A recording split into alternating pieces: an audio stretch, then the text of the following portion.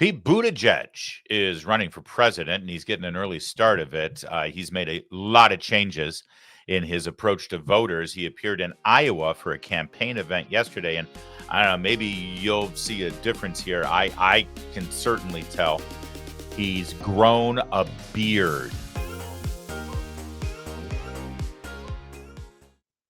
That's right. Pete Buttigieg has a beard. No, not that kind of beard. He doesn't need that. He's out and proud. It's fine. But he's got a beard, and one wonders what's going on here, whether this is some signal to the American electorate that now that he doesn't hold an official position like Secretary of Treasury, he can really just relax and be himself and, be the rugged individualist that he really is. Or maybe some consultant got at his ear and said, listen, Democrats are doing really bad with dudes, with the young male vote. So you've got to relate to them. And you look a little bit like a twerpy little jerk. So maybe grow this beard and you'll look a little more cool. I think it's that. I think there is a political consultant that got in his ear and said, you got to grow a beard to appeal to voters. Because maybe it's me, but I'm seeing this trend here. You got this guy who's clearly running for president. You've got this guy who's clearly running for president. This is the senator from Connecticut, Chris. Oh God, why am I forgetting his last name right now? Kevin, bail me out. Murphy, thank you, Chris Murphy, who's been doing a ton of media. He left his wife and his family. He's shacking up now with a TV producer that he met in D.C. So, because, you're a Democrat, you can do stuff like that, and there's no questions asked. And now that he continues to elevate his media profile, thanks to his new squeeze, who's giving him media advice, suddenly, over the course of the last 6 weeks, you see this growth. He's getting a beard. I'm telling you, these political consultants all play from the same page. They all copy each other. There's nothing new or creative under the sun. And someone told them, hey, you got to grow a beard. It'll make you look more rugged, make you look more cool, and you'll appeal to those guys who listens to podcasts. Don't believe me? I mean, come on. Do you see a trend growing here? They'll take you more seriously. You'll look more mature if you'll get a beard. I think that's a lot of what's going at play here. The other thing that's at play is, let's face it, if Chris Murphy gets the nomination in 2028, if Pete Buttigieg gets the nomination in 2028, well, they're going to face off against this guy who's got a pretty good beard. And I think that's what's really going on here. I think they're trying to equalize the man card over there. Just wait. Kamala Harris is going to stop shaving. Just like her stepdaughter. Anyway, let's get to the substance of Pete Buttigieg's appearance, which, I mean, I'm stretching it to call it substance because I got to tell you, this guy is all manufactured. Everything about Pete Buttigieg is about creating a media profile, creating a icon that everyone can glom onto and see something. Oh, he reminds me of my son. Oh, he reminds me of my nephew. Oh, he reminds me of my brother. Oh, he reminds me of my gay hairdresser. Everything about him is style over substance. The man was the mayor of South Bend, Indiana, and had no accomplishment. If he chose women as a sexual partner, you would never know his name. But because he was an Afghan war veteran and he was gay, suddenly he rose to the top of the ranks. And he raises a lot of money because there's a lot of gay money in the Democratic Party, I assure you. So then they make him Secretary of the Treasury. And for 4 years, all he did was focus on DEI, racial division stuff, while we had railroad derailments and chemical spills. We had an infrastructure at our airports crumbling. We had bridges falling apart. He did nothing on that. He was given like hundreds of billions of dollars to create an infrastructure of electric vehicle charging stations. And by the time he was done after 4 years, there were less than double digits actually manufactured. He did nothing. In fact, our current transportation secretary, Secretary Duffy, has done more in just 3 months of righting the ship at the Department of Transportation than this guy did in his entire tenure there. There is nothing there. There is no substance at all to his resume or to his record, but they love him because he's gay. And that's all you need when you're a Democrat. It takes you quite a bit down the road. So let's get to the substance. What did Pete Buttigieg have to say to make you want to vote for him? The separation of church and state is a foundational principle of our republic. Our country was founded by people who decided they didn't want to have to live subject to somebody else's interpretation of his own religion. They were, by the way, religious people. They didn't want to have to live by somebody else's religion. And they did not seek to impose theirs through the mechanisms and the machinery of government on anybody else. A public school is, speaking of democracy, subject to the decisions of a school board that you get to vote people onto or off of. It's part of a democratic process, as should be everything that we pay for with our taxpayer dollars. Yeah, a couple things here. You worked for an administration who tried to mandate and impose at the federal level gender policies and laws and rules that had boys invading girls' private spaces, and that federal policy overrode anything that any individual school board elected by the people of that community might want for their public schools, pal. So don't tell me about the power of democracy at our local school boards that we get to vote for if all their job is to rubber stamp what you and your left-wing woke DEI pals in Washington, D.C. dictate to them. Because that's exactly what your administration did, and you said nothing about it. Local school boards would love to not have gay kiddie porn in their libraries, but it's your administration's Department of Education that mandated crap like that. What a lying, two-faced, hypocritical jerk, but I'm a big fan otherwise. I say that as somebody who appreciates religious education. I benefited from religious education. I went to St. Joseph's High School, the Catholic high school in South Bend, Indiana. I got a great education there, but my family never expected for 1 minute that our neighbor on Marquette Avenue would have to pay for it. And this is one of many things going before the courts that affect what's going on in our schools. This other case about being able to take your kid out of this or that one, basically line item veto on any lesson, is completely, just in practical terms, completely unmanageable. Now, he just convoluted and completely twisted the actual policy that's in play before the Supreme Court. And I believe we've talked about it here on the program, but let me just educate you real fast. You heard what he just said. Oh, parents are suddenly going to be able to just remove their kids from the curriculum of any given school. That's outrageous. And what's going on here is that parents forever have been able to opt out their children from sexually explicit lesson plans. I'm sure for most of you where you live right now, you've got sex education, what do they call it? Health classes, right? And parents have always been able to say, yeah, I'll teach my kids that subject myself through the prism of my family's values and morals. So parents get to opt their children out of that kind of content, right? Of course, right.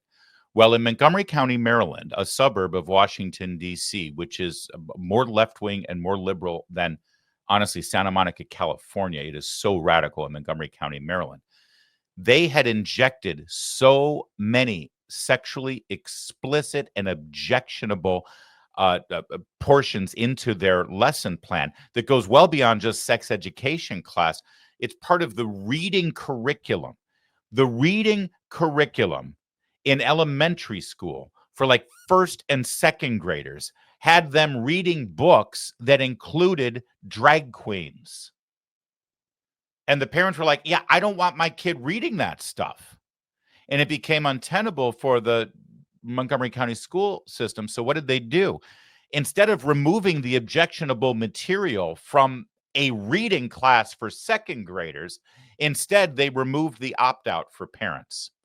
So if you're a parent and your child is getting exposed with your tax dollars to that kind of garbage in second grade, in kindergarten in some cases, you have now lost the right to opt your child out of that objectionable material. That's the case that the Supreme Court just heard. Pete Buttigieg just turned it around and made it your fault made it mom and dad's fault. That mom and dad now have a line item veto and they can sort of remove their kids from the curriculum based on their own opinions and their own, crazy right-wing religious fanatic ideas. No, it's his pals who were injecting the gay agenda into a kindergarten classroom. And his pals who don't want you as a parent to have the right to opt your child out, something that has always been a parent's right in our schools. And they don't want you to be able to do that. And you got to wonder why it's so important for them to put that content in front of your children. Why? Why is that so important? Pete, I'd love for you to answer that question. You lying, hypocritical jerk.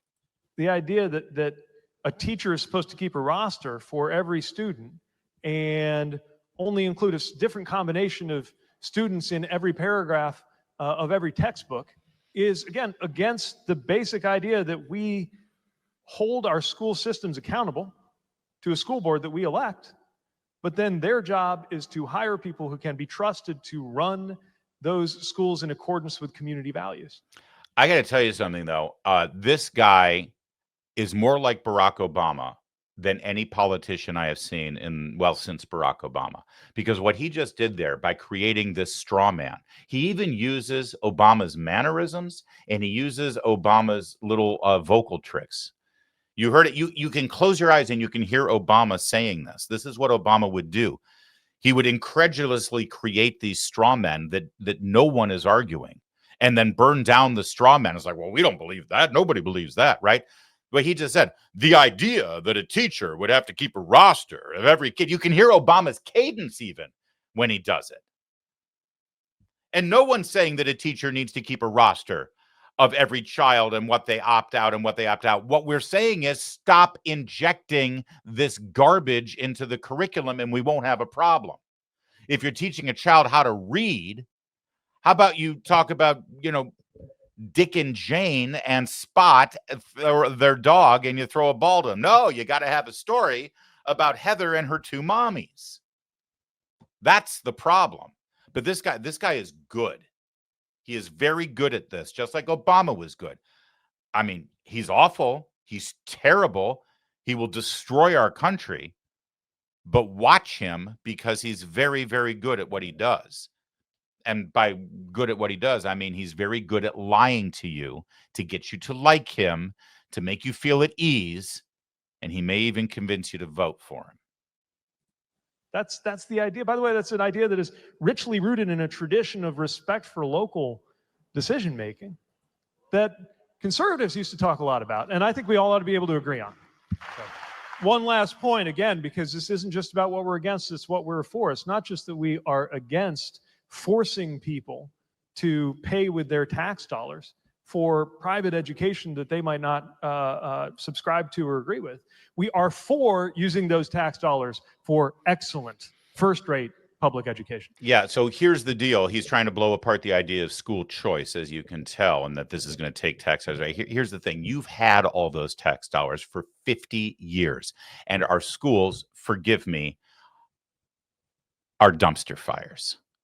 And it is a perfect example of how you recognize, Pete Buttigieg, you recognize how awful our schools are because you automatically assume that the second parents actually are empowered with the choice to take their money and move it to a different kind of school environment. They will do it. The fact that you acknowledge that if we implement school choice, tax dollars will go from your precious little laboratories where you're creating little Frankenstein woke monsters in your image and your ideological model, and they will take those tax dollars and send it to a private institution that does a better job. It's your admission that you and your party and your teachers union have utterly failed. Because guess what? If parents have a great school choice and they're empowered to make a choice, and you've got a great public school, guess what? That's the choice the parents will make. But he knows that they won't make that choice because they love their children. So he has to lie, and he has to create straw men, and he has to separate and demonize and divide. And he does it all by saying that he's the reasonable one. Oh, this guy is dangerous, my friends. He's very dangerous. Everybody's talking, including me, talking about the jumbo jet because I'm pissed off about the jumbo jet. But I believe the most important story today is that the numbers started coming back on the budget reconciliation put forward by the congressional Republicans, which last time I checked, literally as we speak, they're marking up in committee and voting on.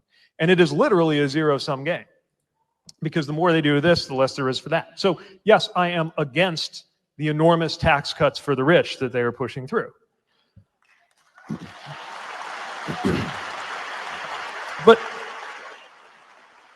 But part of why we're against that is we're for taking those dollars and using them to make sure that nobody in this country, no child in this country goes without health insurance, to make sure that no child in this country goes hungry. We heard earlier about that USDA program that my friend and colleague, Secretary Vilsack, had to help make sure that more food goes directly from farms to people who need it. I'm for that. We could do that. Yeah, this is all the same kind of BS hype that they've been talking about for 60, 70 years.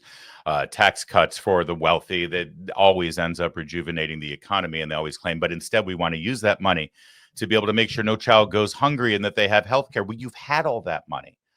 You passed Obamacare and celebrated that. And so how is it possible that there's anyone in this country without health care right now? And it's because it's never enough. It's never enough unless they get full-on Marxist socialism and complete control. And even then, they won't have enough money. But again, he's very good at presenting all of these ideas because it's just so reasonable the way he does it. So it felt really good to step off that plane yesterday and have a look around at that terminal. That's coming along nicely. Nice job with that. It's got that new terminal smell that only a former transportation secretary can love. By the way, I thought famously he liked riding trains all the time and not airports. But he talks about a brand new terminal that's being built at the Des Moines Airport in Iowa. That's with federal funds that were approved and spearheaded by the former transportation secretary, Pete Buttigieg. Gosh, I wonder why Pete Buttigieg, as Secretary of Transportation, would ensure that there's tax dollars freed up for a brand new airport terminal in Iowa. Because Iowa, you know, that's one of the heaviest trafficked airports, international airports on the planet. They need that kind of. Oh, maybe it was politics. Maybe it was just a gift that he used your tax dollars for so that then he can go to Iowa as the prelude to his presidential campaign. That he just buttered everybody's toast in that state. He wants their votes, and then he can stay there and say, hey, I did this. I was Secretary of the Treasury. It's not your money, Pete. It's our money. But I'm glad that we were able to give an in-kind contribution to his presidential effort. I guess the way I would think about it is that our most important rights and freedoms are safe if and only if they apply across the board. So just like freedom of speech isn't freedom of speech if it's only for speech we agree with, right? It's why, because Voltaire said, I detest what you have to say, but I will defend to the death your right to say it, right?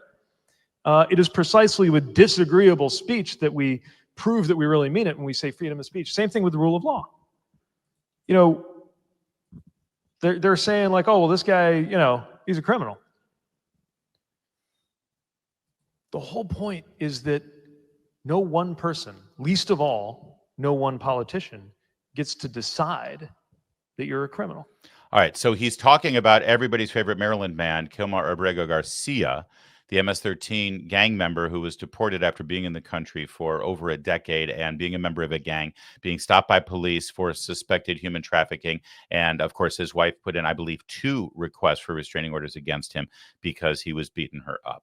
That Kilmar Abrego Garcia, that's the guy who he's defending. See, no matter how good these politicians are for the left, these Democrats who want to be president, no matter how good their beard is or how lousy their beard is as they grow it, they're still going to have to dot every I and cross every T to appeal to the people who are outraged that an MS-13 gang member in the country illegally for 15 years was deported.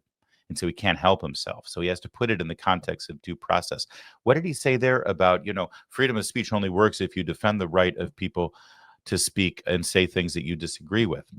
And now he's saying the same thing about the rule of law.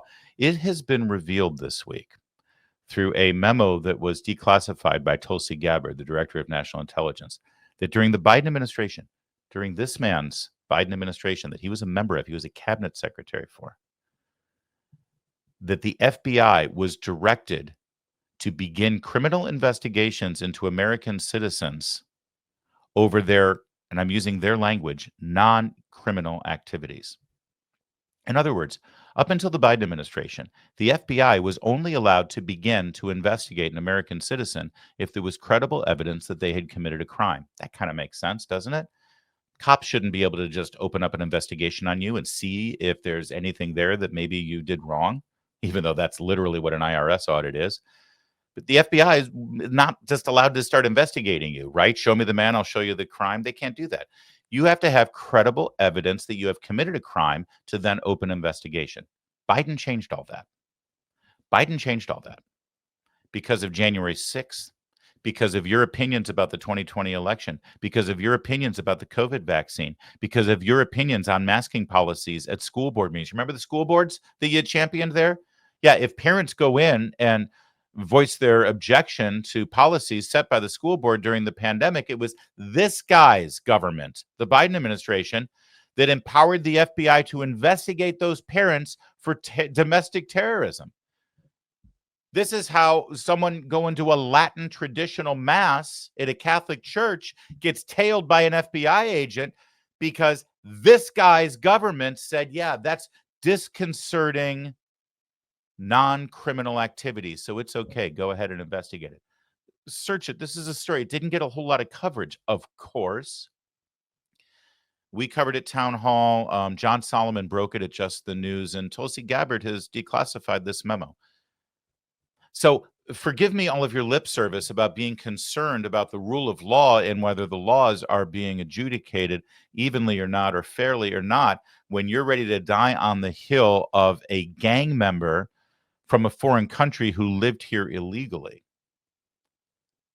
Because it was your administration that investigated innocent American citizens, not Salvadoran citizens who weren't so innocent. And one other thing, as he goes through this entire diatribe that you're about to hear about due process is necessary, viewers of this channel know, since we interviewed at length for about an hour an immigration judge. Here's what due process is for somebody who's in the country illegally. This is the due process, okay? The judge says, did you enter the country legally or illegally?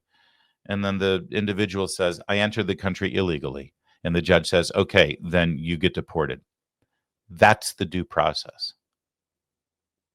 That's the beginning, middle, and end of the due process. And I assure you, our little Maryland man down in the prison in El Salvador, he had much more than that. He had plenty of due process. But go ahead, Pete. Die on that hill. Let's hear it. Make sure you please all those Democrats in Iowa that you have to please to get the nomination. Who decides? We have a process. We have laws. That's what due process is. You're not a criminal because the head of the government of the country you live in says you're a criminal. Then, if that is the way it works, we are not a nation of laws. The whole Constitution points to a way of making sure that we give people that due process, that we count on that due process. And it can involve, for those who are involved in law enforcement and the judicial system here, it involves probable cause and a jury of your peers. I didn't go to law school. I'm not a lawyer. You shouldn't have to be to know that due process is afforded to everybody, because it is through that due process that our society can make decisions, including challenging decisions about what happens to you if you are in fact held to be in violation of the law. As, ironically, happened to the president himself when he went through probable cause, due process, judge, jury, all that. He got due process.